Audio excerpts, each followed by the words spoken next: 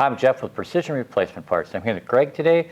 We're going to address a common question we get, which is the difference between OEM and aftermarket sliders.